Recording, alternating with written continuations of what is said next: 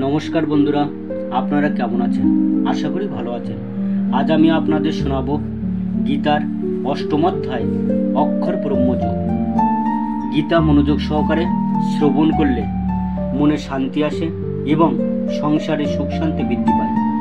চ্যানেলের পক্ষ থেকে সবাইকে প্রীতি ও শুভেচ্ছা জানিয়ে শুরু করছি আজকের বিষয় গীতার অষ্টম অধ্যায় অক্ষর ব্রহ্মযোগ।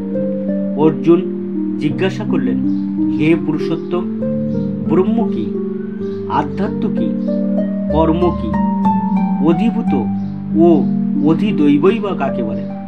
অনুগ্রহপূর্বক আমাকে স্পষ্ট করে বলো। হে মধুসূদন, এই দেহে অধিযজ্ঞ কে এবং এই দেহের মধ্যে তিনি কি রূপে অবস্থিত? মৃত্যুকালে জিতেন্দ্রীয় ব্যক্তিরা কিভাবে তোমাকে জানতে পারেন? পরমেশ্বর ভগবান বললেন, নিত্য বিনাশ রহিত জীবকে বলা হয় ব্রহ্ম এবং তার নিত্য স্বভাবকে আধ্যাত্ম বলে। ভূতগণের উৎপত্তি ও বৃদ্ধিকর সংসারী কর্ম। হে দেহধারী শ্রেষ্ঠ, নশ্বর জরা প্রকৃতি অধিভূত সূর্য চন্দ্র আদি সমস্ত দেবতাদের সমষ্টিরূপ বিরাট পুরুষকে অধিদৈব বলা হয়। আর দেহীদের দেহান্তরগত অন্তর্যামী রূপে আমি অধিযজ্ঞ। মৃত্যুর সময়ে যিনি আমাকে স্মরণ করে দেহত্যাগ করেন তিনি তৎক্ষণাৎ আমার ভাবি প্রাপ্ত হন, এই বিষয়ে কোনো সন্দেহ নেই। অন্তিমকালে যিনি যে ভাব স্মরণ করে দেহত্যাগ করেন তিনি সেইভাবে ভাবিত তত্ত্বকেই লাভ করেন। অতএব হে অর্জুন, সর্বদা আমাকে স্মরণ করে তোমার স্বভাববিহিত যুদ্ধ করো, তাহলে আমাতে তোমার মন ও বুদ্ধি অর্পিত হবে এবং নিঃসন্দেহে তুমি আমাকেই লাভ করবে। হে পার্থ, অভ্যাস যোগে যুক্ত হয়ে অনন্যগামী চিত্তে যিনি অনুক্ষণ পরম পুরুষের চিন্তা করেন তিনি অবশ্যই তাকে প্রাপ্ত হবেন। সর্বজ্ঞ, সনাতন, নিয়ন্তা, সূক্ষ্ম থেকে সূক্ষ্মতর সকলের বিধাতা, জড় বুদ্ধির অতীত, অচিন্ত ও পুরুষরূপে পরমেশ্বর ভগবানের ধ্যান করা উচিত। তিনি সূর্যের মতো জ্যোতির্ময় এবং এই জড়া প্রকৃতির অতীত। যিনি মৃত্যুর সময় অচঞ্চল চিত্তে ভক্তি সহকারে পূর্ণ যোগ শক্তির বলে ভ্রুযুগলের মধ্যে প্রাণবায়ুকে স্থাপন করে পরমেশ্বর ভগবানকে স্মরণ করেন তিনি অবশ্যই সেই দিব্য পরম পুরুষকে প্রাপ্ত হন। বেদবিদ পণ্ডিতরা যাকে অক্ষর বলে অভিহিত করেন, বিষয়ে আসক্তিশূন্য সন্ন্যাসীরা যাতে প্রবেশ করেন, ব্রহ্মচারীরা যাকে লাভ করার ইচ্ছায় ব্রহ্মচর্য পালন করেন, তার কথা আমি সংক্ষেপে তোমাকে বলবো। ইন্দ্রিয়ের সব কয়টি দ্বার সংযত করে মনকে হৃদয় নিরোধ করে এবং ভ্রুদয়ের মধ্যে প্রাণ স্থাপন করে যোগে স্থিত হতে হয়। যোগাভ্যাস প্রবৃত্ত হয়ে পবিত্র ওঙ্কার উচ্চারণ করতে করতে কেউ যদি পরমেশ্বর ভগবানকে স্মরণ করে দেহত্যাগ করেন তিনি অবশ্যই পরমাগতি লাভ করবেন।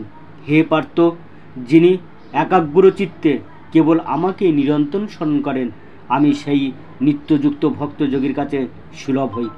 মহাত্মা ভক্তিপরায়ণ যোগীগণ আমাকে লাভ করে আর এই দুঃখপূর্ণ নশ্বর সংসারে পুনরায় জন্মগ্রহণ করেন না, কেননা তারা পরম সিদ্ধি প্রাপ্ত হয়েছেন।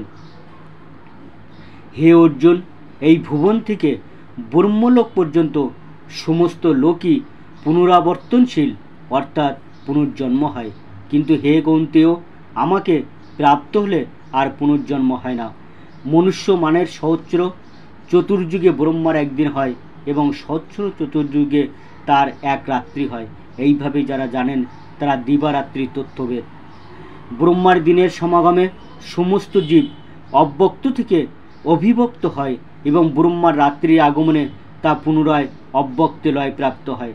হে পার্থ, সেই ভূতসমূহ পুনর্ উৎপন্ন হয়ে ব্রহ্মার রাত্রির সমাগমে লয় প্রাপ্ত হয় এবং পুনরায় দিনের আগমনে তারা আপনা থেকেই প্রকাশিত হয়।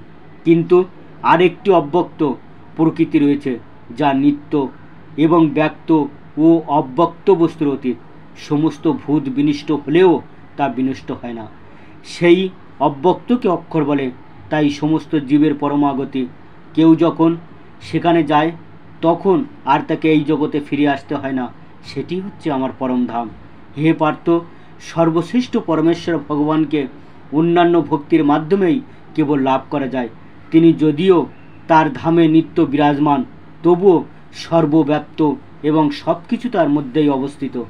হে ভারত শ্রেষ্ঠ, যে কালে মৃত্যু হলে যোগীরা এই জগতে ফিরে আসেন অথবা ফিরে আসেন না, সেই কালের কথা আমি তোমাকে বলবো। ব্রহ্মবিদ পুরুষগণ অগ্নি, জ্যোতি, শুভদিন, শুক্লপক্ষ ও 6 মাস উত্তরায়ণকালে দেহত্যাগ করলে ব্রহ্ম লাভ করেন। ধূম, রাত্রি, কৃষ্ণপক্ষ অথবা দক্ষিণায়নের 6 মাস কালে দেহত্যাগ করে যোগী চন্দ্রলোকে গমনপূর্বক সুখভোগ করার পর পুনরায় মর্তালোকে প্রত্যাবর্তন করে। বৈদিক মতে এই জগৎ থেকে দেহত্যাগের দুটি মার্গ রয়েছে, একটি শুক্ল এবং অপরটি কৃষ্ণ। শুক্ল মার্গে দেহত্যাগ করলে তাকে আর ফিরিয়ে আসতে হয় না, কিন্তু কৃষ্ণ মার্গে দেহত্যাগ করলে ফিরিয়ে আসতে হয়। হে পার্থ, ভক্তেরা এই দুটি মার্গ সম্বন্ধে অবগত হয়ে কখনো মোহগ্রস্ত হন না। অতএব হে অর্জুন, তুমি ভক্তিযোগ অবলম্বন করো। ভক্তিযোগ অবলম্বন করলে তুমি কোনো ফলেই বঞ্চিত হবে না। বেদপাঠ, যজ্ঞানুষ্ঠান, তপস্যা, দান আদি যত প্রকার জ্ঞান ও কর্ম আছে, সেই সমুদায়ের যে ফল তা তুমি ভক্তিযোগ দ্বারা লাভ করে আদি ও পরমধাম প্রাপ্ত হও। ঠিক আছে বন্ধুরা, আজ এই পর্যন্ত। আবার আপনাদের সঙ্গে দেখা হবে গীতার 9ম অধ্যায়ের সঙ্গে।